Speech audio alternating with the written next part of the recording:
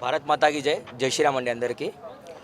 ఓల్చెట్టి నుంచి మొదలు పెడితే ఈరోజు కీసర వరకు దాదాపు 22 గుళ్ళ మీద దాడులేనియండి, నాన్ స్టాప్గా దాడులు. ఇంతకుముందు ఒక 10 ఏళ్ళ కింద ఇవి ఎక్కడ లేవండి. కాంగ్రెస్ ప్రభుత్వం వచ్చినప్పటి నుంచి దాదాపు 22 గుళ్ళ మీద నాన్ స్టాప్ అటాకులు. ఇదే ఒక హిందువు అన్యమతస్థుల గుళ్ళపైన, అన్యమతస్థుల దేవాలయాల మీద ఒక రాయి వేస్తే ఈరోజు హైదరాబాద్, సికింద్రాబాద్ అల్లకల్లోలం అయ్యేది.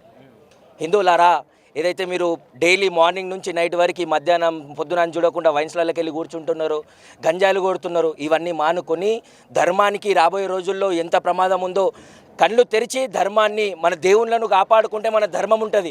ఈరోజు బీసీ బంధులు, ఎస్సీ బంధులు ఏవైతే మన ప్రభుత్వం పెట్టుకుంటుందో అవన్నీ బంద్ చేసి ధర్మానికి కాపాడుకునే విధంగా, ధర్మాన్ని, ఆలయాలను కాపాడుకునే వైపు ఈ ప్రభుత్వము, ఈ ఎవరైతే ఉన్నారో రాజకీయాలు కూడా, ఒక ఏ రాజకీయ నాయకుడైనా సరే ఫస్ట్ వాడు హిందువునని గర్వించాలి ఫస్ట్. దాని తర్వాత రాజకీయాలు చేసుకోండి. మీరు రాజకీయాలకు ఎక్కడ మేము వ్యతిరేకం కాదు. మా గుడి జోలికి వస్తే, మా ధర్మం జోలికి వస్తే ఏ నాయకుడైనా, ఆ బీజేపీ వాడైనా సరే మా ధర్మానికి వ్యతిరేకంగా మాట్లాడితే వాడు మాకు వ్యతిరేకుడే. ఇప్పటి నుండి ప్రతి ఒక్క హిందువు బయటికి రావాలి. ఈరోజు భారతదేశంలో మెజారిటీ పీపుల్ హిందువులు అయినా సరే మన గుళ్ళ మీద నాన్ స్టాప్ దాడులు అవుతున్నాయి. అదే మనం మెజారిటీ అయితే మన పరిస్థితి ఏందో ఒక్కసారి హిందువులారా ఆలోచించండి.